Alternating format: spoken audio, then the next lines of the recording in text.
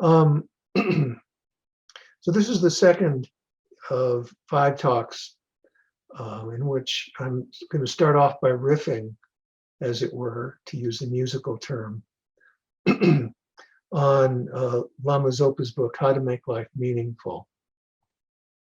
And I picked another selection out of the book. And I'm just going to show it to you briefly, and then I'm going to pop it off because I want to tell you a story. So let me do a brief screen share so you'll know where we are. This is from chapter 2. It's a section in which Lama Zopa talks about some practices. And they're labeled walking with bodhicitta, walking with emptiness, walking as if in a dream, walking with dependent arising, walking with impermanence. So I want to make a connection between what I talked about last week, which is mostly the Lama or the Guru, Lama being the Tibetan word for guru, and these practices which Lama Zopa describes, which might seem very simple, but are actually very profound,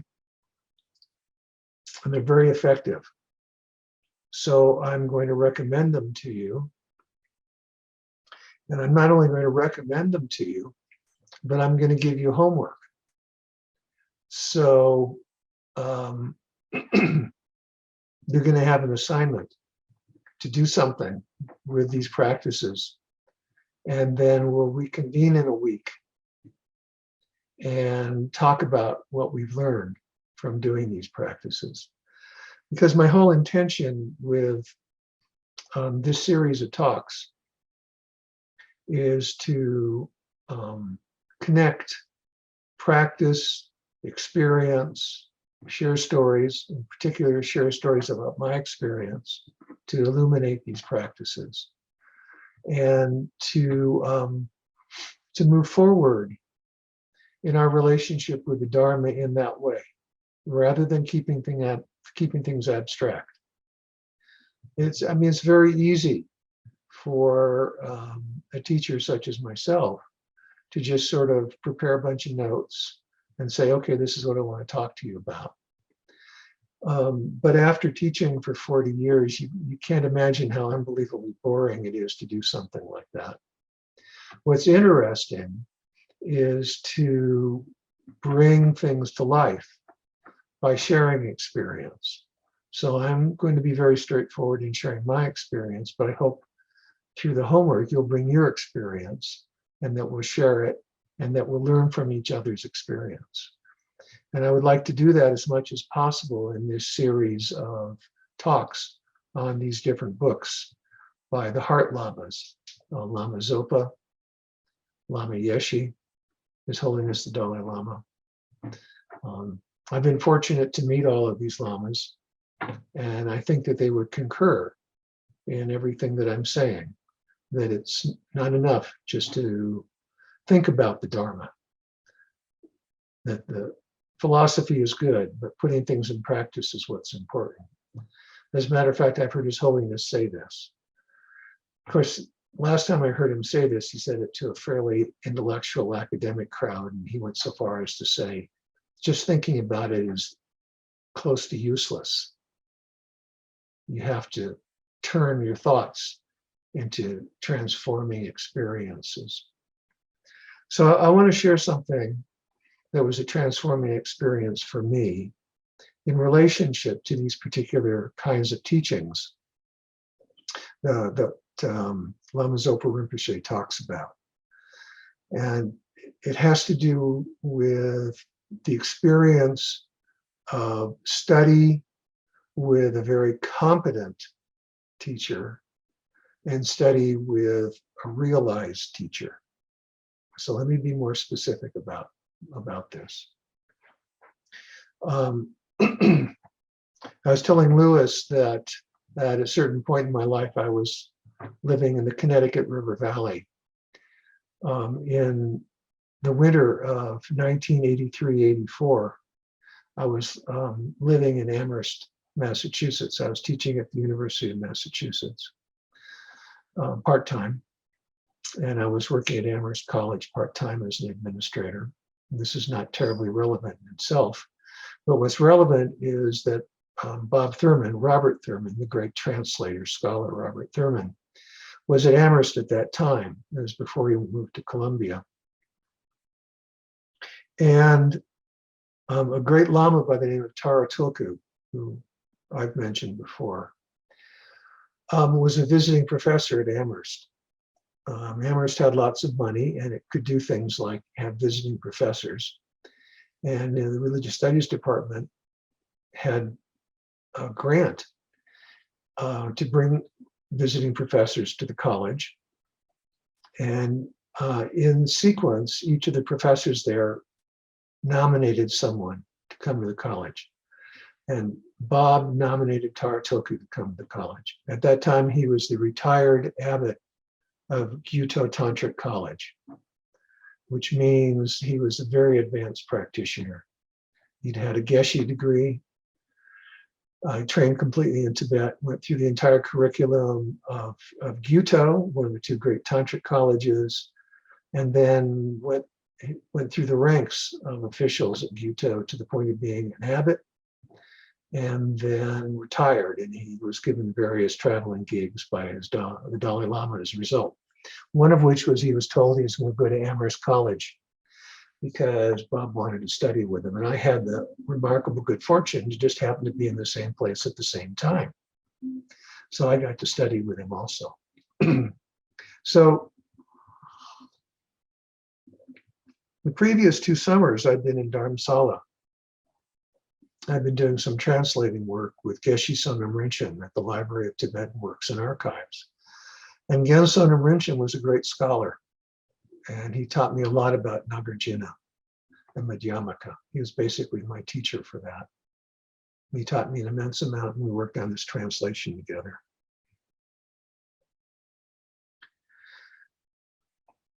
And then after those summers, I was back in Amherst, and I would be working on our book. And because Tara Tulku was there, I was taking lots of classes with him. And Bob had sort of created a meditation center in the attic of this humongous house that he rented from the college. And several times a week at night, whoever was interested would gather in his attic, and Tara Rinpoche would teach on various subjects. And as the winter bore down on us, he would get farther and farther into these topics.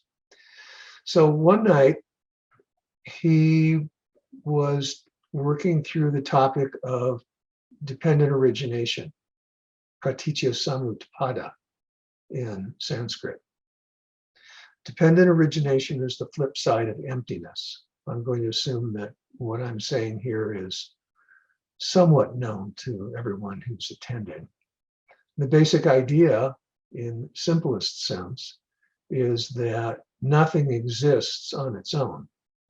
Everything that exists in dependence on causes and conditions, which sounds simple, but when you really begin to penetrate into the teaching, it's actually very subtle and somewhat complicated.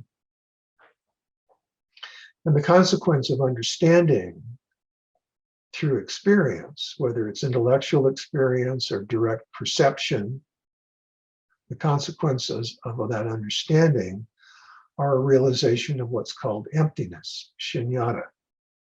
Emptiness is simply, simply, emptiness is simply the actual reality of what things are, that they're empty of our projections into them. They're empty of the appearance of autonomy that we give everything. They're empty of the appearance of independence. They're empty of all the concepts we project onto them, that things are actually characterless, except for what we apply to them. This is the basic concept. So I could go into this very deeply, But that would be a little bit beside the point. One particular night, as we were in the attic, and it was actually quite cold because it was an unheated attic. We were all wearing our coats. Dharma Rinpoche was talking about this, and there had been a huge Massachusetts snowfall. I mean, snow was up to the waist. If you were walking in it, the snow would have been up to your waist. It was incredible. And the snow plows were out on the streets, plowing the snow, moving the snow away. And Rinpoche got to talking about dependent arising, but he gave it a different twist. And the twist he gave it was the twist that Lama Zopa begins with when he talks about walking with bodhicitta. The twist he gave it was, he said something like, when we're finished here tonight, you'll all be going home. You may be driving home or you may be walking home. Most people probably would have been walking because Amherst is a small town.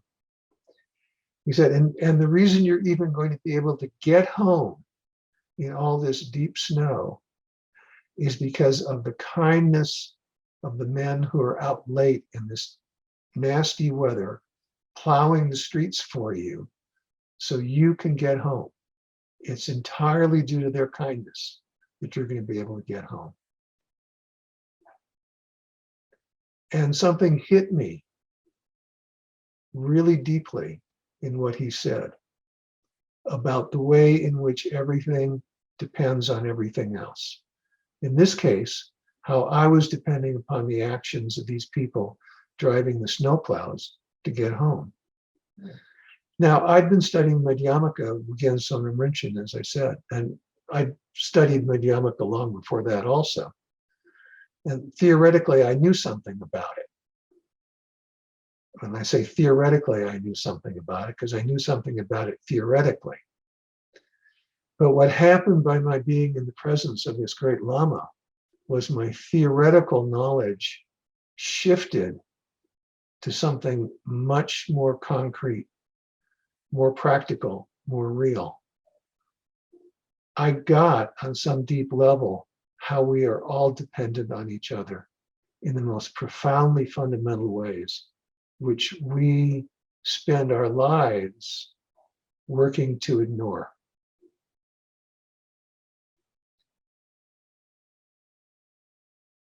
In some way, I just thought, oh yeah, well, you know, they're doing their job. They're just out there doing their job driving the snowplows. Well, that's true. They were just out there doing their job driving the snowplows. But it didn't change the fact that what they were doing was something that was an immense kindness to everybody that they were helping out. And somehow I had managed to not see that. In fact, somehow we all managed to not see that sort of thing. We don't see the immense kindness of all the people around us all the time. How is it that we miss that? It's because our minds are trained in a faulty way. Our culture brings us up in ways that are profoundly faulty in regards to what we think is going on around us and who we are in relationship with each other. At the beginning of the pandemic, it seemed abundantly clear that we would all grow to understand how interdependent we were and how connected we were. Because suddenly it was the case that if you stood next to the wrong person and they said hello to you, and this is before vaccinations, and they weren't masked and you weren't masked, that you might catch the COVID. And so what happened? So we all got totally paranoid and hid out, and we isolated from each other, and we disconnected from each other, right? And it was kind of scary. I mean, it wasn't just scary because the COVID was scary, because it was. It was scary because of what we were doing to ourselves in relationship to each other. But I think as time wore on, people started recognizing something about their relationships. And I think for some people it stuck. And I think, unfortunately, for other people, they went the exact opposite direction. They went the direction of denying the truth of relationship because they found it intolerable to be so close. Well, these exercises that Lama Zopa is teaching us are about bringing down those barriers to our relationships with each other and with the world around us. So let me do a screen share in just a moment. I want to stop at this point and see if we're all on the same page, as it were, if there are any questions that anybody might want to ask about this story, because it has some interesting implications, which I won't necessarily go to unless somebody really is curious about it. So where are we at now? No hands raised, we're all good? All right. Right, no hands raised. Okay, let me do this screen share. And I won't keep this posted for a really long period of time, but just enough to give you some idea of what's happening. And I hope you'll read this when you have the opportunity. As I said, this is a passage that comes out of chapter 2. And he begins by talking about walking with bodhicitta. So he's talking about here about walking exercises, but I'm going to expand this out and say that what he's really teaching about here are more than just walking exercises. And I'll go to an expansion in a little bit of time. Let me read this aloud for everybody. If you walk with bodhicitta, and bodhicitta is the altruistic intention to be a benefit to all beings. If you walk with bodhicitta, every step becomes the cause of the highest happiness, peerless enlightenment for all sentient beings. Then he talks about how to do this. You know, we talk about bodhicitta, this, that, and the other thing when we gather with Geshe Sherab, for example. You know, often we'll take the bodhisattva vows. He'll talk about bodhicitta. But here, Lama Zopa is talking about a practical way to cultivate it. Walk with strong awareness, thinking. Each sentient being, each person, each insect is the source of all my past, present, and future happiness. Just as the guys driving the snowplows were the source of my happiness that I could get home. That's what he's talking about in a very practical way. This is called remembering sentient beings' extensive kindness.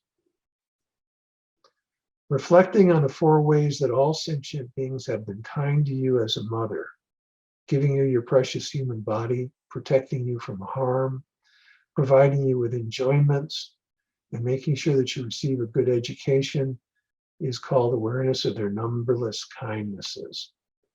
And as His Holiness points out, if you think about all the things that make you happy, almost invariably, they come from other people who are doing something in relationship to you. I mean, it's true that you can go for a walk in the country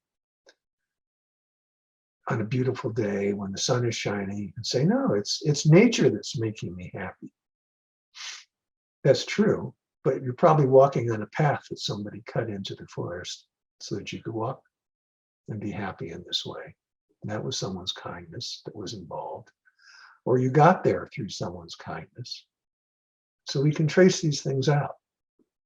As you walk with this awareness, whenever you see another sentient being, try to feel that being's kindness in particular. Whenever you practice these recollections, the conclusion that you should reach is the wish to free them from suffering and bring them all happiness, the wish to lead them all to enlightenment. Now that's a conclusion. That may not be something that emerges in your mind by just doing this practice, but you can do this practice. And now here's the important thing. This is a mental practice, right? This is not literally doing anything. This is something, when I say literally doing something, what I mean is this is doing something in your mind rather than doing something through your body, okay? So it's something you can do at any time. As he says, from the moment you leave home, practice mindfulness, keeping bodhicitta constantly in mind, okay? There are other practices. He talks about walking with emptiness. And this is one that I did for many years, and it has profound consequences. You can also meditate on emptiness while you walk. And so preview, here's where our homework assignment is going to come in. You can also meditate on emptiness while you walk. This prevents your walking from becoming the cause of samsaric suffering in general, and the unimaginable suffering of the three lower realms in particular. Instead, every step becomes a cure for the entire round of samsaric suffering. And he goes on. As you walk, say to yourself, why do I say I'm walking? Analyze this. The only reason you can find for saying I am walking is the fact that your aggregate of body is performing the action of walking. That's all. Because your skandha, or aggregate of form, is performing the action of walking, your mind comes up with the label, I am walking. Inside your body, there appears to you that an I that seems to exist. Inside your body, there appears to you an I that seems to exist from its own side. That's what you say is walking. But it's a complete hallucination. It doesn't exist at all. I'm going to come back to this. The I that you say is walking is merely imputed by your own mind. What appears to you and what you believe, a real, truly existent I that is not merely labeled by the mind, is a complete hallucination. It doesn't exist. It's empty. He goes on and he says, another simple way of meditating while you walk is walking as if in a dream. Does my I appear to be merely labeled or not? It does not appear to be. And then he goes on, I don't want to go into detail, but he says, therefore, it is all like a dream, a hallucination. You are walking as if in a dream. The road, sky, cars, people, trees, your walking self are like a dream. Even though I'm saying this correctly, like a dream, and I want to emphasize this, like a dream, it is more effective for our minds to say that it is a dream. I'm dreaming. Okay, let me stop sharing. There's a lot that's packed into this. So let me talk about this a little bit more.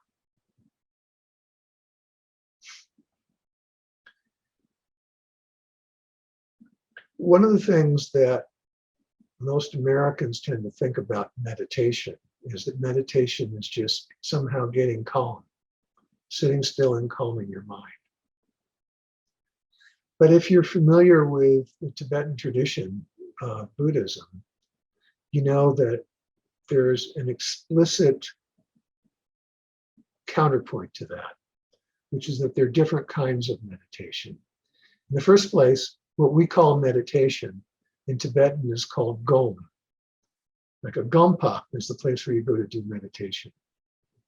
Pa is the place, gom is what you're doing. But what the word means is to become familiar with. The word doesn't mean sit cross-legged, slow your breath down, and do something. It means to become familiar with. So there are two general types of meditation. So maybe you've heard this. If you have, I'm sorry to repeat it, but I'm sure that there's some people that have not. There are generally two types of meditation, or two types of becoming familiar with something. One is called placement, shamatha, and the other is analytical, vipassana. Placement meditation is one-pointed concentration of the mind, undistracted, bringing your attention to something and holding your attention on it for as long as possible. And when your attention wavers, bringing the attention back to that point. What Lama Zopa is talking about here, really, however, although he's using the term mindfulness, he's talking about vipassana. He's talking about analytic meditation. He's saying, use your imagination and your intellect to check out what's really going on. Now, most of us, if we were asked to do that, we didn't know anything about the Dharma, we wouldn't really make any progress at all, because he wouldn't have any tools. He wouldn't have the philosophical, intellectual tools of knowing about the five aggregates or the skandhas, knowing how perception works, knowing how the mind produces labels, which are then pasted over the perceptions that we have, transforming and coloring those perceptions into what the labels make them out to be. You know, there's an old saying in English, seeing is believing, is completely false. Seeing isn't believing. Believing is seeing. What you believe is what you're going to see. What the mind believes is what it's going to see. Okay. Now, in this case, what Lama Zopa is saying is use the concepts that come out of Buddhist philosophy as tools to analyze the experience that you're having when you're walking. What is the experience you're having when you're walking, he says.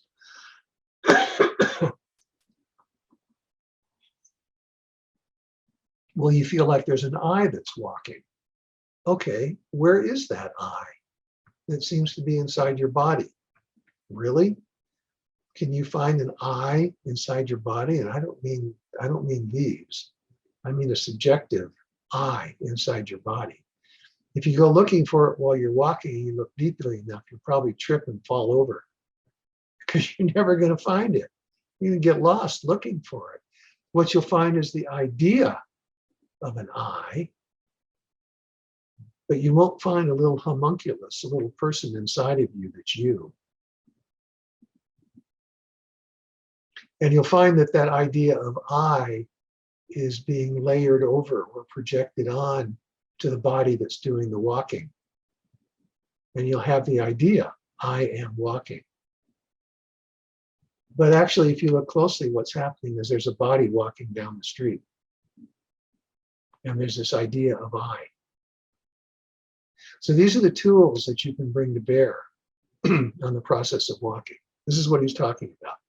So I'll refer you back to this passage, to explore it in more detail over the coming week. This is performing an analytic meditation without sitting cross-legged. You don't have to sit cross-legged to do an analytic meditation.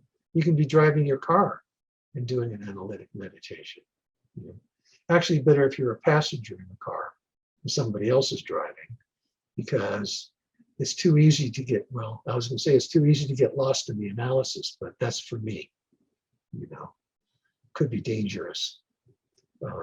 Perhaps not for everybody. Now, walking isn't the only thing that you could be doing when you're performing this kind of analytic meditation. Because every moment as we go through our lives, we're carrying on in the midst of thick delusion. I mean, one of the principles of Buddhism that we forget on a regular basis is that everything that happens in sequences that are described in the 12 links of dependent origination, of which the first link is called ignorance, avidya. It means a misknowledge of what's really the truth of what's going on. The truth of what's really going on is that we're stuck in thick delusion all the time. When Lama Zopa talks about you're hallucinating, this is what he's talking about. He's talking about the fact that we're all completely deluded. I can't emphasize that strongly enough, because we actually think we know what's going on. We don't have a clue what's going on if you really get down to it. If we really knew what was going on, we'd be ecstatically happy all the time, all the time. We would not be accumulating any bad karma. We'd be thoroughly, deeply engaged with other people with joy, and we'd be creating joy in our engagement with other people. How much time do you experience anything like that? How much time do you experience joy and peace of mind? It's because we're nuts. We're deluded. Okay. Now, Lama Zopa says, treat the world as if it's a dream. Tell your mind that the world is a dream. Let the mind think the world is a dream. Because if you're hallucinating, if you're deluded, the world that you're experiencing is completely false. It is completely false, what we're all experiencing. I mean, you're listening to me and you're looking at me, and you think that you see David. In order to see David, you have to forget that you're looking at a computer monitor, which is, I don't know, how many thousands of pixels of light. And that light is projecting out. And your mind is creating an image of David, labeling David, listening to some sound and associating it with this image and saying, David is telling you that you're deluded. Actually, your computer monitor is doing something. I think PewDiePie has a better idea about what's going on, frankly, at the moment. Anyway, there's a danger here, though. Lama Zopa is making the distinction between things appear as if in a dream. They're illusion-like versus they're an illusion. It may be true to tell the mind that it's all an illusion. And that is powerful. I've worked with that. But it's important at the same time to remember that it's like an illusion because there's something there. There is something there. Now, this is one of the difficult things about the philosophy of emptiness. The way the Heart Sutra puts it is that what exists cannot be said to be is, and what exists cannot be said to be is not. Neither is nor is not. This is profoundly difficult to relate to. If we say that nothing is there, we're wrong. If we say something is there, we're wrong. Where does that leave us? That place where we're left is what's true, whatever that is. In the sutras, the Buddha talks about it and he just says, that, thus, thusness. Thusness neither is nor is not. So what we experience is illusion-like. The Perfection and Wisdom Sutras say that it's like a dream. It's like a bubble of water. It's like a lightning flash. It's like a phantom. They don't say it is a phantom. They don't say it is a bubble of water. It's like. These are metaphors for trying to get at thusness. When we perform this analytic meditation, we're being invited with our intellectual facility as much as possible to get at thusness. And we can get at thusness in many ways. Here he's talking about walking. In my life, I found that for myself, there were two profound practices for getting at this, and I'll share them with you, just because it's from my experience. One was sitting cross-legged quietly at 5 o'clock in the morning before going to work for the day, meditating on the thusness of the situation that I found myself in. That I was living in a house that I owned, I had a mortgage. But how long was I going to be able to live in that house? How long would I be able to sustain the ability to pay for that mortgage? Since the house was in San Francisco, that was going to be a problem. And it turned out it was a problem, of course. But that's not the point. And the point is that I could sit cross-legged and I could see how everything in my life, which was there at that moment, was transitory, that there were certain circumstances that made it possible for that situation to be what it was. But that was sort of abstract. There was something that was much more concrete. So I want to come back to sharing some more of my own experience, because it's, I think, relevant to the homework assignment that I'm going to give you. About 10 years after the evening that I was telling you about with a snowstorm, sitting in the attic with Taratoku, I found myself living in a Zen monastery. And I was writing a book in the afternoons. It was actually the memoir of living in Dharamsala the previous year. But because it was a Zen monastery, I was expected to work, even though I was their scholar in residence. So I worked in the kitchen in the mornings. I said this to a number of people in other classes. And kitchen work in a Zen monastery is silent. If you're cutting carrots, you're paying attention to the carrots. If you're cleaning salad, you're paying attention to that. If you're making a pot of soup for 110 people, you better be paying attention to that, because if it scorches, you're in big trouble. And a lot of unhappy people are not going to have lunch, right? So you're paying attention. It turned out to be an excellent place to meditate analytically on dependent arising, because this Zen monastery had its own garden. So if I was in the kitchen cutting several gallons of carrot rounds, and boy, you better pay attention if you want to have your fingers after cutting several gallons of carrot rounds. Those carrots had been in the ground that I would walk past when I would take my walks every day, just the day before that, maybe 2 days before that.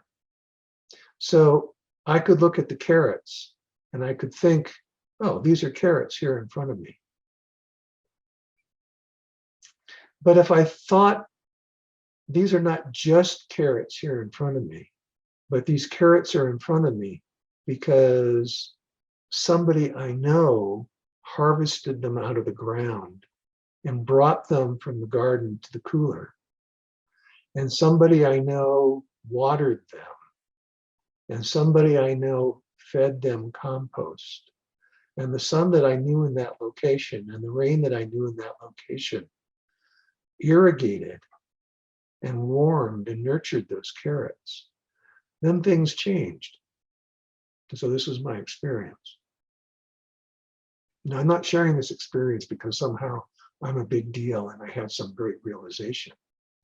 I'm sharing this experience because what happened was I started with the intellectual idea of these carrots on my cutting board coming from somewhere.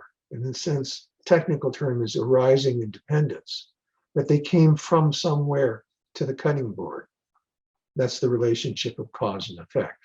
Being on the cutting board is the effect. What was the cause? They were in the ground.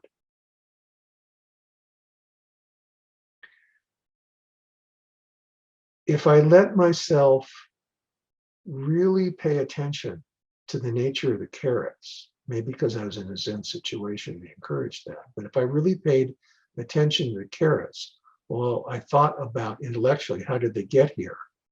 I could actually see how the carrots had been in the ground. It was almost like shifting time. You know, the space between the ground and the cutting board collapsed, and I could see. And this was not like a big deal, but I could see, right? I could experience directly what had happened, not intellectually. What Lama Zopa is really encouraging us to do with this type of meditation is to start with the intellectual, with that tool. And if you pursue it enough, it transforms into a direct experience. You can directly experience the kindness of the people who laid the concrete for the sidewalk that you're walking on. If you pay close enough attention, keep your mind focused on the idea. Maybe that's a little abstract, because there's a lot of time in between. But you can find all kinds of ways in which people are being kind to you. Okay? It's not at all hard, because moment by moment, we're moving through life in dependence upon other people, right? That transforms the experience. When that happened, the whole way in which I began working in the kitchen changed. My whole experience changed. Cutting 3 or 4 gallons of carrot rounds can be really tedious, but it stopped being tedious. All kinds of life can stop being tedious and boring, is what I'm saying. Now, I find kitchen practice to be an excellent way to practice an understanding of dependent arising. When I cut the green beans for tonight's soup, I looked at the bag, and of all the strange things, it said product of Guatemala. Why Guatemalan green beans in the Sprouts supermarket in Santa Fe, New Mexico? How did that happen? Why did that happen? I mean, I could have just seen a package of green beans, but I got to wondering, who were the people who picked these green beans? I mean, life in Guatemala is really difficult, especially these days. Who were these people?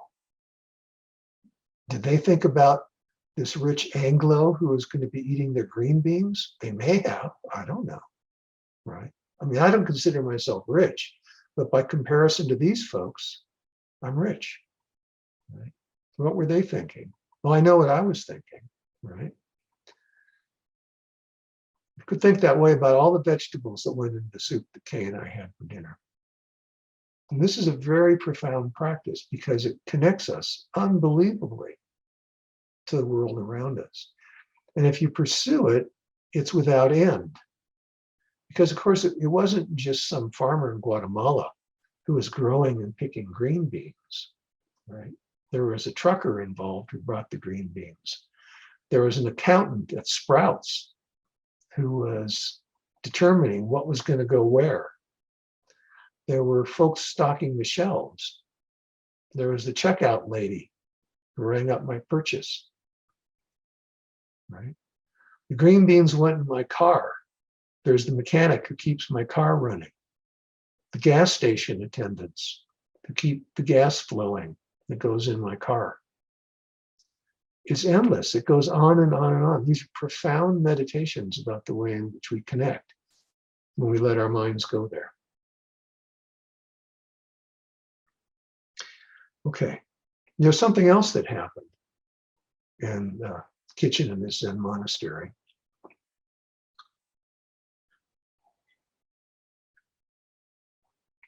I was looking at where things came from. That was about the past. How did the carrots come to me? How did the carrots come to be on my cutting board? There's a tradition in Zen monasteries, maybe some of you are familiar with this if you know anything about Zen, called a sesshin. I'm not sure I'm pronouncing it correctly. That's the way it was pronounced at this monastery.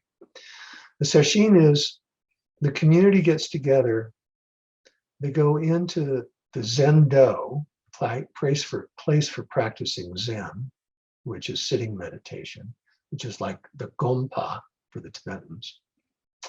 They go into the Zendo for a week, and all they do is sit there. And then they get up and do a little walking meditation because you can't just sit. But from the time you wake up in the morning until you go to bed at night, you're sitting in the Zendo. You don't leave the Zendo for food, but rather there's a crew that brings food to you as you're sitting in the Zendo.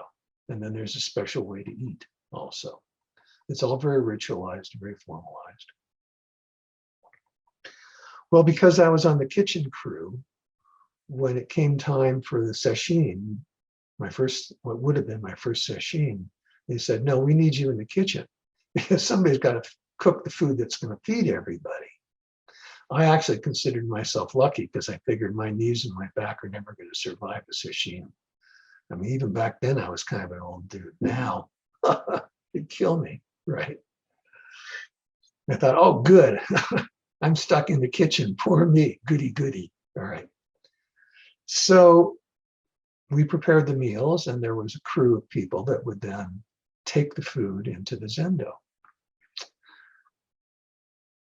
So as the sesshin progressed, the whole atmosphere of the monastery changed, right? Because the ordinary work that was going on, all the people running around tending the fields, taking care of the guests who had come to stay, you know, cleaning the place, all these kinds of things that went on in a monastery, which are endless, right? They all stopped. And this whole atmosphere changed. And working in the kitchen, you could feel I could feel what was going on in the zendo. There was this vibe, this tangible silence that was coming out of the zendo. So I'd be slicing away at carrots or whatever the heck I was doing, making soup or rice or something in the midst of this vibe. And it struck me one day. And sometimes you have to ask yourself how you could be so dense as to not have noticed this stuff, that something so unusual has to happen, like a sesshin, to sort of whack you over the side of the head to get you to pay attention. It struck me that what I was doing in preparing the food for these people who were sitting in the sesshin was I wasn't merely nourishing their bodies, I was nourishing their minds. And what their minds were about, every single one of them, was trying to find a place of liberation that would be of benefit to the larger whole, bodhicitta. That's what they were about. And what I was doing was I was enabling them to strive for bodhicitta with the food that I was making. What hit me was the other side of dependent arising, which is to say, the way what I do impacts everyone around me. And why it's so important to be paying attention to what I'm doing, because it does impact everybody around me. How could I have been so dense as to not have noticed that? In all my Madhyamaka studies, in all my life, to not get it. Right? It goes both ways. So these meditations on dependent arising that I'm recommending to you go both ways. Okay. So now, your homework assignment, right? What I'd like everybody to do is thinking about the type of experience that I had. Find something that you can do, which is like the walking meditation that Lama Zopa recommends. Maybe it's cooking for your family.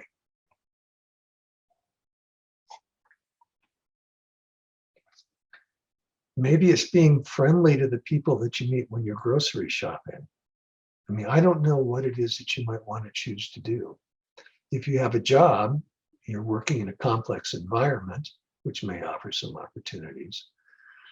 But over the next week, if you would please do this. I mean, you don't have to, but I think you'll find it beneficial if you do. Find some situation, where you're acting, and look at this meditation going both ways. The way in which what you're doing exists in dependence upon the kindness of others and the complex system that you're a part of, and the impact that you're having on others. And think about that impact. I mean, just before we got into the class this evening, I was talking with Lewis, and he was talking about taking vows. If you think about what the vows are that most people take, to a great extent, they're about how do you behave in ways that are going to be beneficial to other people. So you could think about any vows that you've taken. And if you enact them, how are they beneficial to other people? How are they beneficial to you? Because here's the curious thing, in my experience anyway. In the West, we think of causation as going from the past into the present to the future. But there's a funny way in which causation goes from the future into the present, which then becomes the past. How is that? I mean, if you vow to benefit other people, and then in fact you do benefit other people, the vow to do something in the future becomes something that happens in the present. And then that benefit travels from the future into the present. And then, of course, the present becomes the past. So causality goes multiple directions. And actually, I could riff on this and get really very esoteric from a tantric point of view, but I won't do that. Okay, so that's your homework assignment. And what I would really like, if we could do this, because I mean, you saw how passionate I was about my own experience because it was so transformative. You know, maybe we can share our experiences with each other. Now, there's a limitation here, which is that, and that's maybe beneficial. The limitation is that I have to be spotlighted for this recording. This is part of the deal of what's going on here at Tubten Arbor Way. And for a lot of people, that's great. Like, you know, they don't want to be recorded and then have their image sort of splashed up on YouTube, which is what happens to these things. So next week, what you have to say will be recorded, but nobody's going to know who you are, and nobody will be able to see you. So you'll be sort of anonymous. So feel free next week or this week, you know, in what you're doing, because no one's going to know it's you. They're just going to see my bald noggin, and you're going to be okay. All right. So that's pretty much it for what I have to say today. It's 54 minutes into the hour. Do people have questions about the homework assignment or anything that I've talked about? I've kind of, as the circumstances have been such, I've just sort of rambled on with my stories and whatnot. But I do have a lot of passion about all this, as you can see. So it's easy for me to do that because I care. But that didn't leave any space for anybody else to say anything. So here's some space. If anyone has anything to contribute or questions, or if they think I'm full of bullshit and they want to tell me that, it's okay too. You know, I don't mind. Yes, I have a question or kind of comment. I have PTSD and anxiety disorders, and when it comes to concepts like this is all a dream and everything you do profoundly affects other people, that's been something that for me has been kind of dangerous, because I've been in situations where I've really felt like my entire life was a dream, and I had a hard time distinguishing fantasy from reality when I was in my worst stages. So I've Right. had to really work with that, and I love, dealing with suchness and thusness. That's been very helpful, but I need to do that a lot more. It's something that I don't get often enough. And yeah, when it comes to like the anxiety of, when it comes to everything you do having an effect, I've had the experience like when I was at my very worst, I was afraid to use the wrong coffee mug in the cabinet because I was afraid of what consequence was going to happen, that some kind of butterfly effect was going to kill somebody on the other side of the planet if I picked the wrong cup. It was really that bad. And it took me years to get out of that. And then I had another nervous breakdown and had to start all over. So for me, and I think other people with the same kind of issues, we have to be very careful. So I'm wondering if you have any input about that. You're right. You have to be very careful. And I don't think I have any input because I'm not really familiar personally with the condition that you're describing. So I would hesitate to say, do this, don't do this, or the other thing. From what you're telling me, it sounds like you have a good understanding of what does and doesn't work for you. And that would sort of set out cautions in regards to any meditation practice that you might do, and certainly set out cautions in regards to anything that I'm suggesting here. Now, what I might be able to offer, because I don't know anything, honestly, about the ins and outs of the situation you're dealing with, is that I know there are Buddhist teachers who have worked with folks with these kinds of situations. I know there are Buddhist teachers who've worked with returning veterans from the wars that we've created in Afghanistan and Iraq and other places, and that they would have useful guidance, I would think, for how you can find meditation practices that would be particularly beneficial to you in your own situation. And I'm afraid that I can't even tell you the names of who these people are, but I'm thinking that a bit of Google research and you'll be able to find them.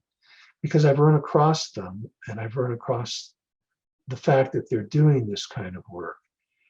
But because it hasn't been central to my own interest, I haven't gone down those lines. So I'm just completely ignorant. So I guess the only other thing I could say is maybe you should ignore everything I've had to say this evening. I just don't know. I really don't. I would hate to think that somehow my experience or what I'm proposing to people would in some way be harmful to you. But I'm afraid it's probably true that the nature of our multiple, complex, profound modes of interdependence are that it is the case that times when each of us thinks we're being helpful, we might actually be harmful. You know, I'm not going to go ahead and ignore everything you said, because the thing about, the chopping carrots and all that, that's very true for me. That's one of the meditation practices that has been very helpful to me, is the mindfulness of where your food comes from and where things come from, and your input on that. The kindness aspect of it has been very helpful for me this evening. So I appreciate that. So yeah, we'll pick and choose, because my intention is to be helpful to people, and nothing else. So yes, I understand that. No worries with that. well, I'm not worried. I'm just, okay. as you know from previous conversations we've had, that I'm very sensitive to outcomes and to other people's needs and sensitivities. Yeah. Okay. Let me go. Barbara, you have your hand up? Yes, David, I just want to make sure that I understand the homework. Okay, that's always good. Because I'm really serious and interested in doing this. In my understanding from you is it looking at cause and effect? Is it looking at my impact or causing on other people, and then they're causing on me or impacting me? Is that correct? Yeah, that could be. My suggestion is that you start with you being the effect and other things being the cause. How do things come to you? what is the complex network that you're in, and how do you depend on other people? So, for example, if you ride the bus to work, I'm just picking this out of the air because it's something I read. If you ride the bus to work, the place to start would be, how did this bus come to me? That there were people involved in that. There's the bus driver, that's obvious, but then there are all the invisible people. Who are the invisible people that are responsible for the bus coming to me? Right? If you get on the bus and it's fairly crowded, but you find an empty seat, it might be interesting to think about, why is the seat empty? Did somebody get off at the previous stop to go to work? Who was that mysterious person? The fact that you're sitting down rather than standing up is because they got off the bus, and so that left you a seat. Okay. If you're sitting on the bus and the bus is quiet and everybody is kind of gloomy because they're on their way to work, and you start feeling gloomy, then it might be worth giving some consideration to the infectiousness of the mood of being on a bus. So that's how I used to commute around San Francisco on buses. So this one's familiar to me, right? In the morning, everyone was kind of like glum. We're all going to work. It's foggy, it's damp, it's cold, yuck. And at the end of the day, it was somewhat like the reverse. Everyone would get on the bus and it's kind of like, oh, thank goodness I'm going home. And everyone was tired, but they were a little bit better mood, unless they'd had really horrible, crappy days. And then you could sort of feel that seeping around the bus too, So that's the way in which you're dependent upon the people that are around you. And then,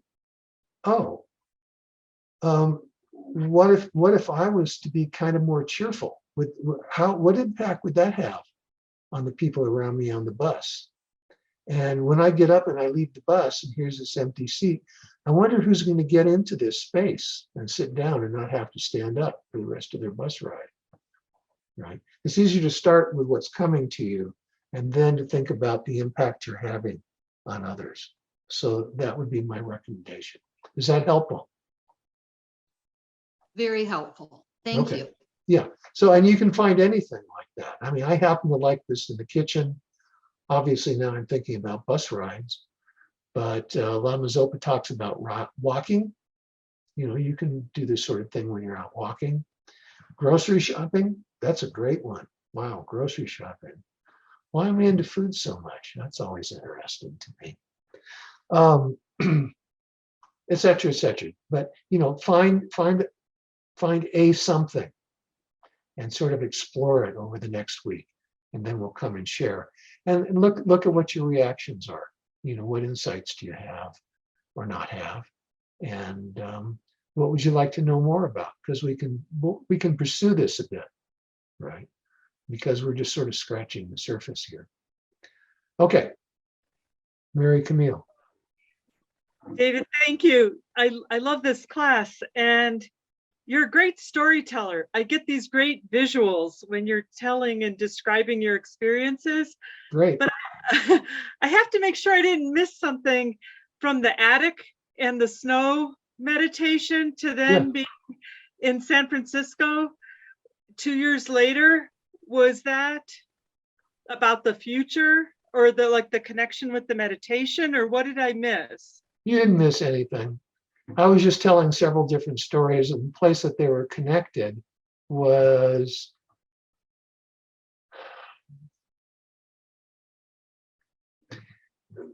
the attic. The snowy night in the attic story was about the shift from an intellectual understanding to a direct experience of the kindness of others and my dependence upon others.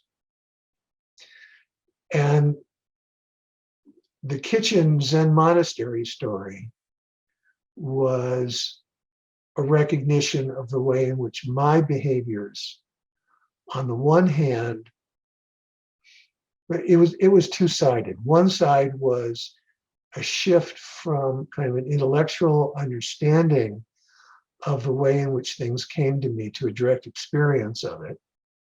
But the more significant aspect of the story, which was the Sesshin side of it, was a recognition of how what I was doing impacted other people. And that therefore needed to change what I was doing. So see, what I did not get into when I told that story was, it was not just that my behaviors became non-boring, less mundane, but they became profoundly satisfying because of my understanding of how I was taking care of other people through that experience. You know, I mean, it even had an impact at home because my wife Kay says, you know, I know how much you love me because of the way you take care of me with your cooking. And I experience this when we sit down and have dinner. And that is what I'm doing. I'm taking care of my wife when I cook, but she experiences that, which I don't think she experienced so much earlier. Well, for one thing, I was a crappy cook, so I wasn't really doing a good job of taking care of her before, you know, learning how to cook in the monastery. But, you know, I would just sort of throw something together and here it is. But now when I cook, or ever since then, when I cook, it's sort of an act of love. You know, I love what I'm doing. It's a craft and I love doing it. And I also understand what I'm doing from the point of view of how it takes care of us, that I nurture us. So that's what came out of that. Does that clarify it?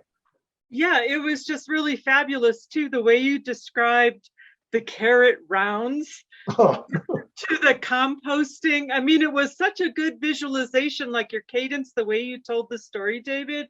It really helped me understand the whole dependent arising. It just was that's fabulous.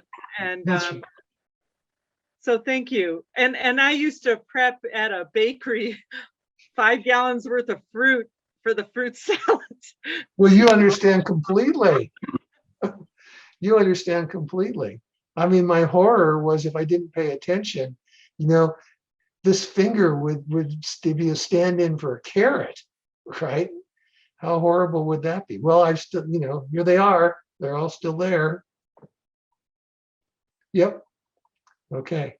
Thank you, Mary. I appreciate hearing that. And I'd like to know my stories aren't just self-indulgent, but my intention was that they teach something. So that's great.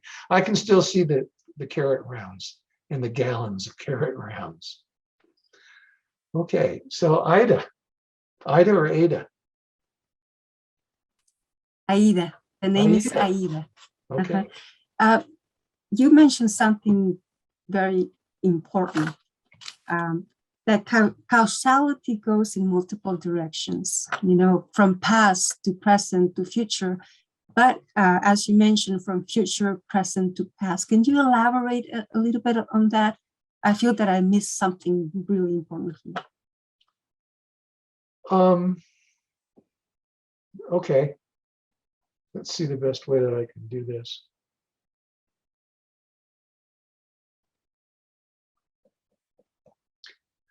Well, here's one that's really simple.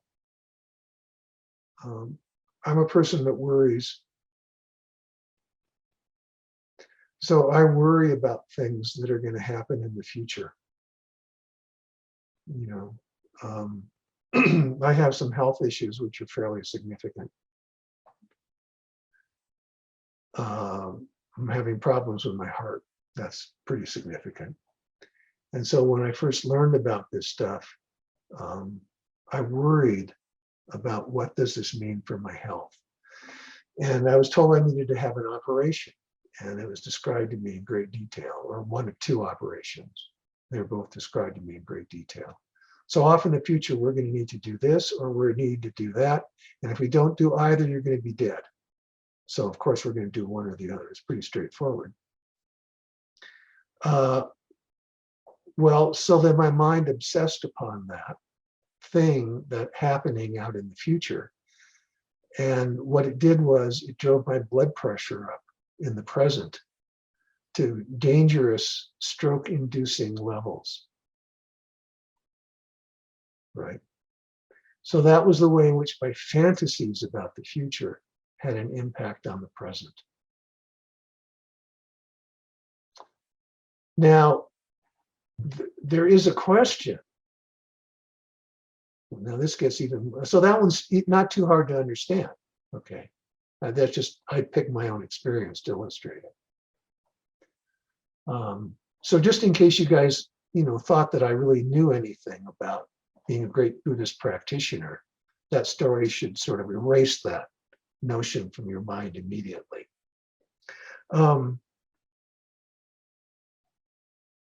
I practice because of my incapacities and my weaknesses, not because of anything else. Okay.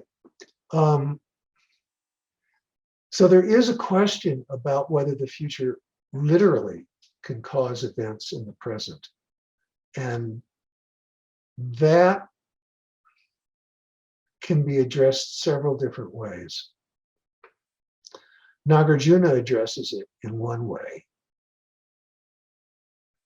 The Tantras address it in another way.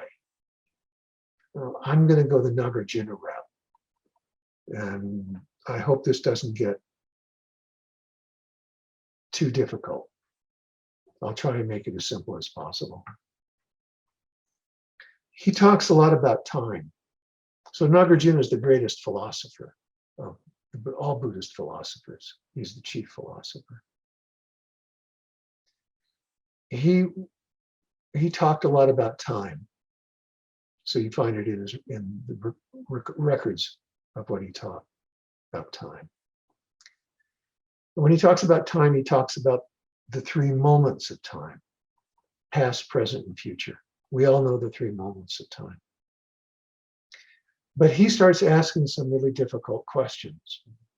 And his intention is that you, in fact, meditate on the ideas that he's putting forth, not just think about them intellectually, but first understand them intellectually and then meditate on them. He says that we actually only know about the three moments of time as being separate from each other because we know about the three moments of time. In fact, we only know that we are existing in a present because we believe the past has finished, is gone, and that there's going to be something in the future. And we know that the past is gone and the future hasn't come, so we know we're in the present. To go back to my heart issue, since that's what I was talking about, being told that I was going to need heart surgery is in the past. The heart surgery is in the future.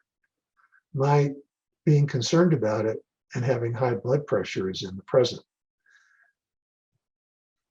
Before the past, I didn't have high blood pressure. Now in the present, I do have high blood pressure. Right? The present exists because of my ideas about the future and the past. But what is the past? He asks us. The past is what was a present, but is no longer the present. So the past exists in dependence on the present. And what's the future? The future is what we think is going to be the present, but isn't the present yet. So the future exists in dependence on the present.